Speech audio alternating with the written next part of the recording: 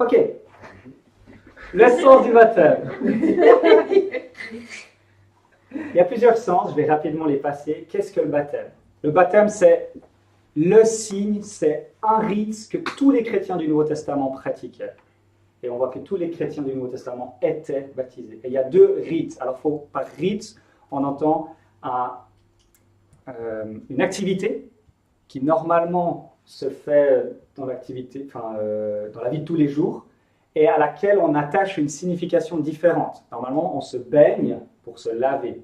Et là, le baptême, c'est on plonge quelqu'un dans l'eau et on ressort et on met une autre signification, c'est le symbole de la mort avec Christ et de la résurrection avec Christ. Normalement, on mange pour se nourrir, le pain et le vin, c'est des boissons, mais il y a le repas du Seigneur a une autre signification. C'est dans ce sens-là que j'utilise le mot rite, hein, d'accord? Le pain représente le corps brisé de Jésus à la croix pour nous et son sang, le sang de la nouvelle alliance. Donc, c'est des rites, pas des rites dans le sens où c'est minuté, il faut absolument, dans le sens magique, où il faut faire les choses de telle manière, sinon tout va être raté. Hein, des fois, c'est l'usage. Mais, donc, il y a deux rites dans le Nouveau Testament que tous les chrétiens font quand on lit les épîtres, ça semble évident, c'est le baptême et la Sainte Seine. Et puis, on a mis conversion et baptême ensemble, parce que la conviction, c'est que tu es converti. Tous les chrétiens du Nouveau Testament se baptisaient très rapidement quand ils se convertissaient. C'était le signe qui symbolisait leur conversion. D'accord? Ce moment où ils changent d'orientation de leur être. Bien sûr, il y a eu toute une préparation avant ça. Le Saint-Esprit a travaillé dans leur cœur, leur a donné la nouvelle naissance, leur a donné de nouveaux désirs. Mais le baptême, c'est vraiment ce signe où maintenant je dis, je fais partie de l'Église, je passe de en Adam à en Christ. Je meurs à mon ancienne vie, on te plonge dans l'eau. Je meurs à ma vie en Adam et je ressuscite en Christ. C'est j'ai lu ça dans un livre, il disait, c'est la nouvelle naissance, il faut naître de nouveau. Cette image du baptême, c'est si tu voulais être chinois, toi aujourd'hui, c'est un chinois, ok, il faudrait que tu meurs et puis que tu ressuscites en Chine. Tu naisses de nouveau en Chine. C'est un peu la même chose, tu veux entrer dans le royaume de Dieu, tu veux être chrétien, il faut que tu meurs à ton ancienne vie et que tu ressuscites en Christ. Et le baptême, c'est ce symbole-là. Alors, plusieurs sens du baptême. C'est signe de l'œuvre expiatoire, ça nous rappelle la mort et la résurrection de Jésus pour nous. Signe de l'union avec Christ. Romains 6, 1 à 8, Colossiens 2 nous parle clairement que le baptême nous rappelle qu'on est unis avec Christ dans sa mort à lui et dans sa résurrection à lui, et on est ressuscité dans l'être intérieur avec Christ, et au jour dernier, quand Jésus reviendra, on ressuscitera dans l'être extérieur. Signe de notre appartenance au Dieu Trinitaire, allez donc, faites de toutes les nations des disciples, baptisez-les au nom du Père, du Fils et du Saint-Esprit. Maintenant, on appartient au Père, au Fils et au Saint-Esprit. On appartient au Dieu Trinitaire. Jésus nous a rachetés par son sang, on est la propriété du Dieu Trinitaire. Signe de la purification des péchés, et maintenant, pourquoi tarder? Lève-toi, sois baptisé et sois lavé de tes péchés en faisant appel au nom du Seigneur. Ce qui nous lave de nos péchés, ce n'est pas le baptême, ce n'est pas l'eau du baptême, d'accord? C'est le sang de Christ qu'il a versé à la croix. Hein? Mais le baptême symbolise la purification aussi des péchés. C'est l'engagement d'une bonne conscience envers Dieu. Et puis nous, en tant que chrétiens baptistes, protestants baptistes, c'est ce qu'on met, on met l'accent là-dessus. Hein?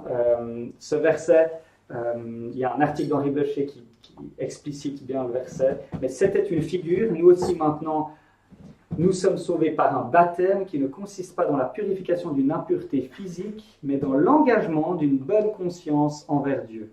Il nous sauve à travers la résurrection de Jésus-Christ. Le baptême, c'est quoi? C'est l'engagement d'une bonne conscience envers Dieu. C'est s'engager envers Dieu. C'est s'engager à quoi? À abandonner son péché et à vivre pour la gloire de Dieu. Et puis c'est le signe, j'ai déjà mis ça, de notre union. Ouais. Ok.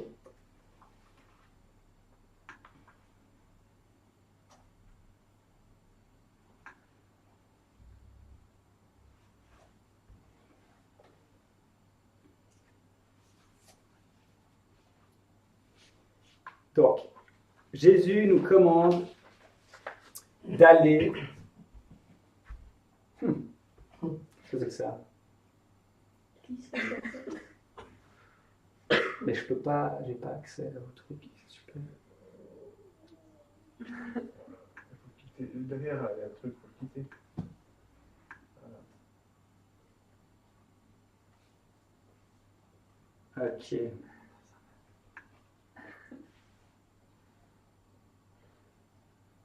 Allez, faites de toutes les nations des disciples, baptisez-les au nom du Père, du Fils et du Saint-Esprit, et enseignez-leur à mettre en pratique tout ce que je vous ai prescrit. Une des missions de l'Église, c'est de faire de toutes les nations des disciples. Et puis, qu'est-ce qu'un disciple? C'est quelqu'un qui apprend à obéir à tous les commandements de Jésus. Et qu'est-ce qu'on doit faire dans l'Église? C'est apprendre à obéir à tous les commandements de Jésus. Donc, tous les commandements de Jésus, c'est pas compliqué de savoir où ils sont, c'est dans le Nouveau Testament. Il suffit de lire le Nouveau Testament et on découvrira tous les commandements de Jésus. Ce qui est plus compliqué, c'est d'apprendre à mettre en pratique ces commandements.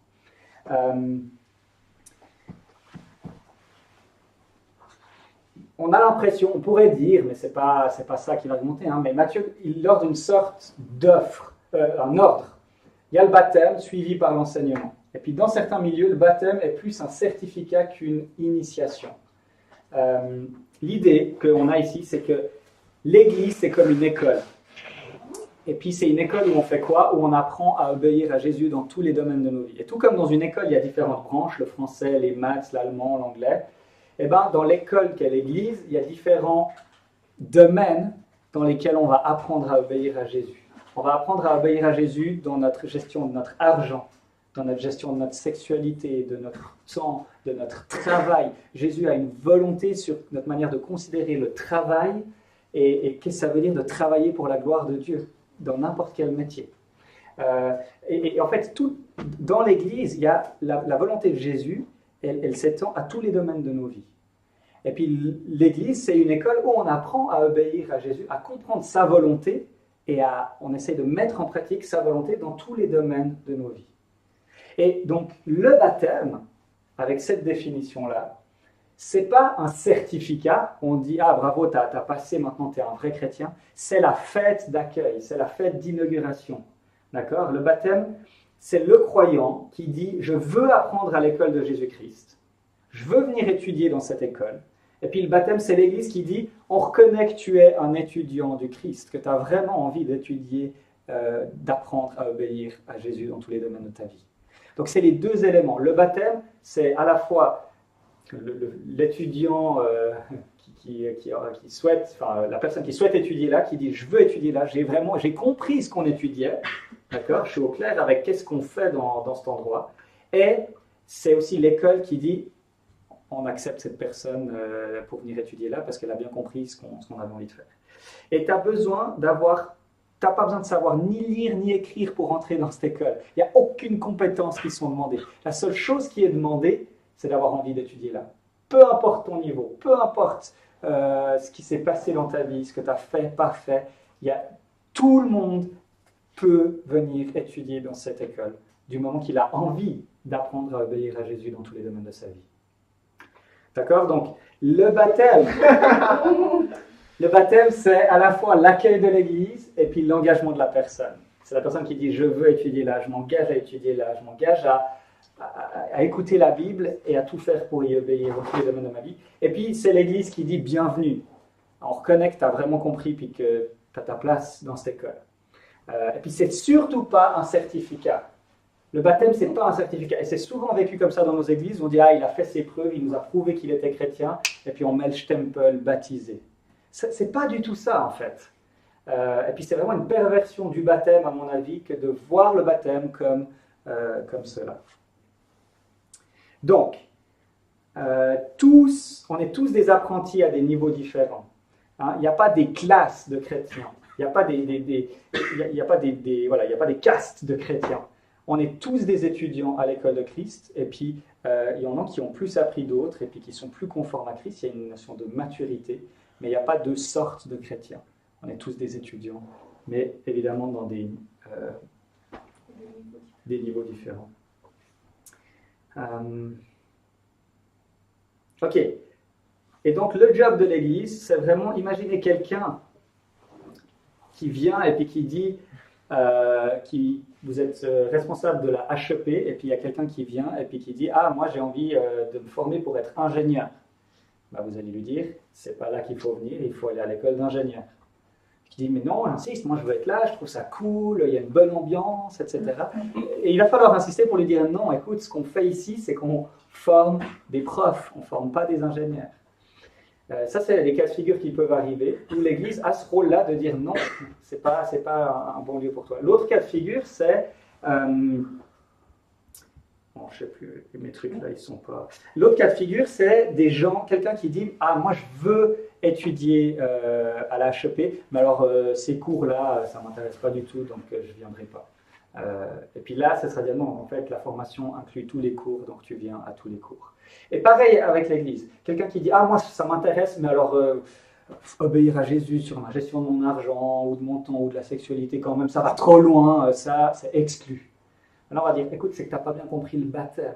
Le baptême, tu dis, même si ça va me déranger, même s'il y a des choses que j'ai peur, j'ai des craintes, je fais confiance que Jésus est le Seigneur, qui sait mieux que moi ce qui est bon pour ma vie. Il est le bon berger qui est mort à la croix pour mes péchés, donc je peux lui faire confiance que sa volonté, c'est ce qu'il y a de mieux pour ma gestion de mon temps, de mon argent, de mon travail. Je peux vraiment lui faire confiance, et puis je veux lui obéir dans tous ces domaines. Donc c'est un des rôles de l'Église aussi d'expliquer aux gens tous les domaines, toutes les branches qu'on étudie à l'Église, et puis de lui permettre de savoir s'il veut s'engager dans cette Église ou non. Enfin, dans l'Église.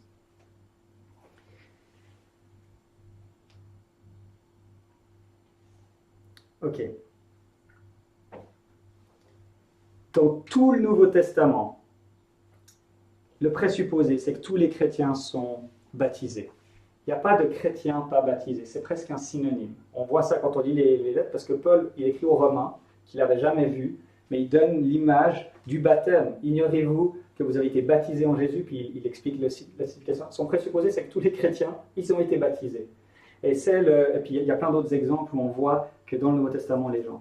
Être chrétien sans être baptisé, c'est comme être un végétarien qui mange de la viande, ou comme un célibataire marié. C'est une contradiction. Et le chrétien, c'est quelqu'un qui s'est fait baptiser.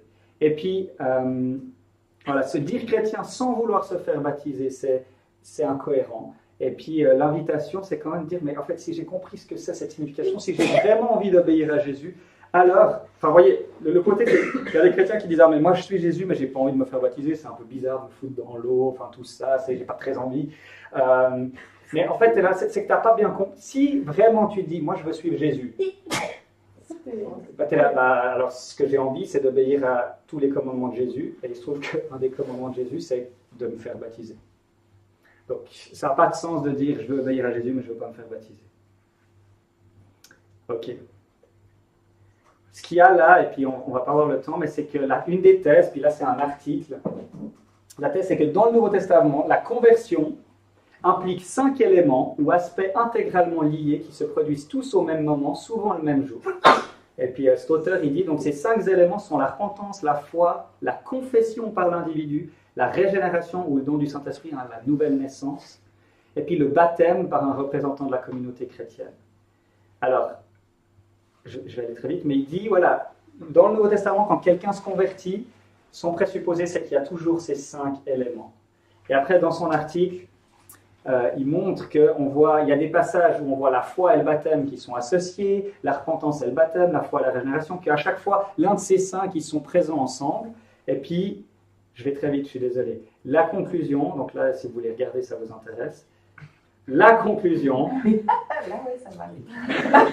que la foi, le baptême, la régénération et la repentance sont associés ensemble. Donc lui, il dit,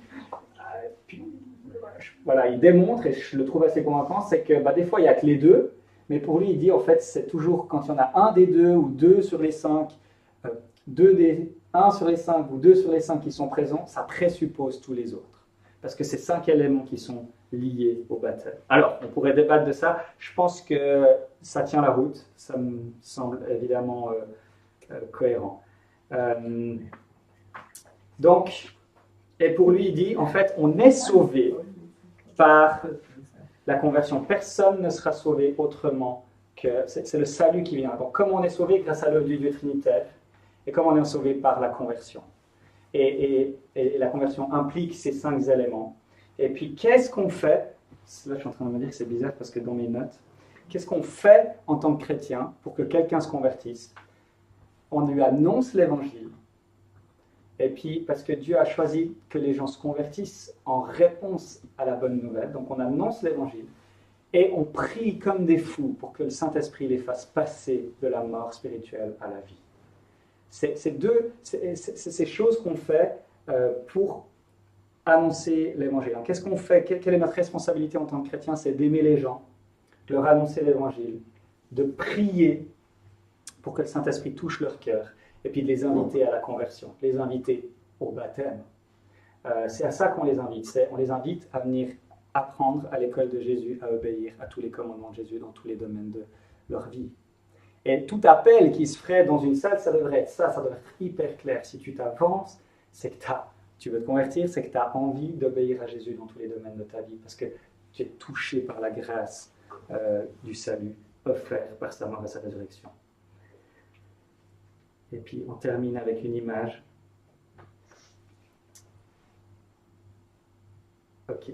Il donne une image, et puis là c'est un petit peu... quand est-ce qu'on a été marié? Donc il fait le parallèle avec le mariage et le baptême. Il dit, quand est-ce qu'on est marié? Il y a plusieurs éléments. Quand j'ai dit oui, je le veux, quand j'ai mis la bague au doigt de ma femme et qu'elle a mis ma bague au mien, quand l'officier d'état civil nous a déclaré mari et femme, quand nous, ainsi que nos témoins, avons signé le certificat de mariage, quand nous avons sexuellement consommé notre mariage, quand c'est que tu as été marié? Puis on va dire, c'est tous ces éléments, d'accord, qui arrivent en général plutôt de manière assez proche dans le temps. Et il dit, en fait, il y a des gens dans l'Église aujourd'hui qui vont dire, nous, les gens qui baptisent les enfants, les protestants, pas les catholiques, les protestants qui baptisent les enfants, il dit, c'est comme s'il y avait des gens aujourd'hui qui disaient, moi j'ai tellement envie que mes enfants ils se marient un jour que dès qu'ils sont bébés, je leur donne une alliance. D'accord? Donc ils mettent une alliance en disant, j'espère qu'un jour ils vont se marier. Donc je leur mets une alliance, si on reprend l'image du mariage. Et puis l'autre extrême, c'est ceux qui disent, c'est l'image de Jean, il dit, ok, ils vont se marier, mais avant de vous marier, vous devriez vivre 2 ans ensemble, et puis quand vous aurez vécu 2 ans ensemble, une fois qu'on aura vu que ça marche bien votre mariage, on vous donnera l'alliance. Et puis ça, c'est un petit peu ce qui se passe plutôt dans nos milieux à nous, où on a le baptême qui vient comme une confirmation, comme un certificat, ou qui vient comme une promesse. Et puis la conviction, là, c'est de dire non, le baptême intervient au moment de la conversion. Donc, quand on invite quelqu'un, comment on devient chrétien? C'est par la conversion. C'est je choisis de mettre ma foi en Jésus. Je le reconnais comme le Seigneur et le Sauveur de ma vie. Et ça veut dire que je me fais baptiser.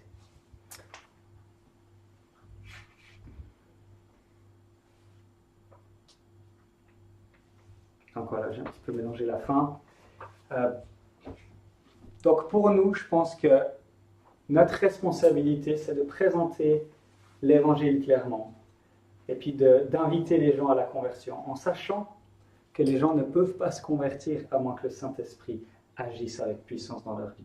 Ils n'ont pas envie de croire en Jésus. Jésus ne leur intéresse pas, ils ont juste envie de manger des bonbons. Et du coup, nous, on leur annonce l'Évangile, on dit, mais regarde ce repas merveilleux, regarde à quel point Christ est bon et il prend soin pour toi. Et c'est notre job de faire ça, de témoigner, de prêcher l'Évangile, puis de dire, mais regarde à quel point c'est merveilleux. Et de prier à genoux comme des fous en disant, mais Seigneur, touche son cœur, donne-lui ce désir de manger ce bon repas. Et c'est notre job en tant que chrétien, en tant qu'Église, d'annoncer l'Évangile, inviter à la conversion et de prier pour la conversion et d'aimer les gens. Ok, magnifique. On a 15 minutes pour les temps de questions, discussions. Et puis...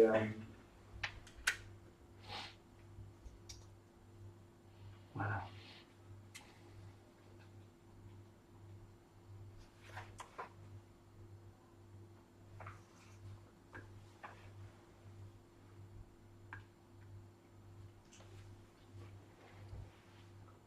Une application très concrète pour nous, c'est qu'on ne considère pas que les gens... Dans l'implantation d'église, avec Multiset, on a souvent des gens pas chrétiens qui viennent. Enfin, souvent. Il y a des gens qui sont en recherche, qui viennent, et puis toute église saine devrait avoir des gens non chrétiens qui participent aux activités et qui sont là. Et on désire être une église qui invite les chrétiens et les non chrétiens à être centrés sur l'évangile. Et puis, ce qui se passait, c'est que enfin, ça peut arriver qu'il y a des gens, ils viennent et puis ils sont emballés, ils disent ah oui, c'est pertinent, c'est cohérent, puis ils disent ah bah, je me suis converti, je crois que Jésus est le Seigneur et le Sauveur de ma vie. Et puis nous, on s'emballe et puis ah bah oui, alors on considère aussi comme chrétien.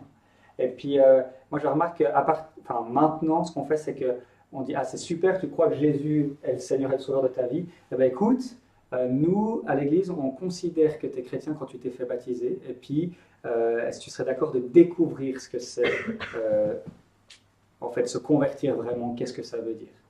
Et puis si tu t'es vraiment converti, voilà ce que ça veut dire le baptême. Et puis tu as encore plein de questions, puis c'est OK de poser toutes ces questions. Une fois que tu seras baptisé, tu auras encore plein de questions, puis ce sera aussi OK de les poser. Mais de permettre aux gens, finalement, de ce que Jésus a dit, assieds-toi et calcule la dépense.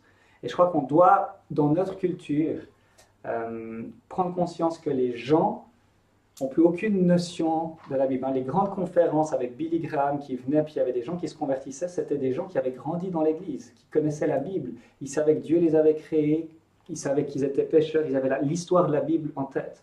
Les gens avec qui on a affaire aujourd'hui, ils n'ont pas forcément grandi dans l'Église, ils ne croient pas que c'est Dieu qui les a créés, et puis c'est un peu risqué aujourd'hui d'inviter les gens à la conversion, parce qu'il y a de fortes chances qu'ils n'ont absolument pas compris en fait ce que ça veut dire. Donc c'est notre job en tant qu'Église de pas, en fait, d'être vraiment clair sur qu'est-ce que ça veut dire devenir chrétien, et puis de vivre dans la joie de l'Évangile. C'est un petit peu voilà, la raison d'être de ces... et puis de lier vraiment conversion avec baptême, en disant, ah bah, une fois que dès que la personne elle a compris, et puis qu'elle est consciente, et puis qu'elle dit, mais oui, je veux étudier dans cette école, oui, j'ai compris, puis ça n'a pas besoin d'être long, hein, ça peut se faire en 2 heures, hein. Mais dès que la personne elle a dit, mais oui, puis j'ai conscience que oui, dans tous ces domaines de ma vie, ça va impliquer des changements, bah, baptisons les gens dans leur baignoire, hein, il n'y a pas de problème avec ça. Ça n'a pas besoin d'être... Mais donc voilà, j'aime bien l'idée voilà, que l'invitation à la conversion, c'est une invitation au baptême.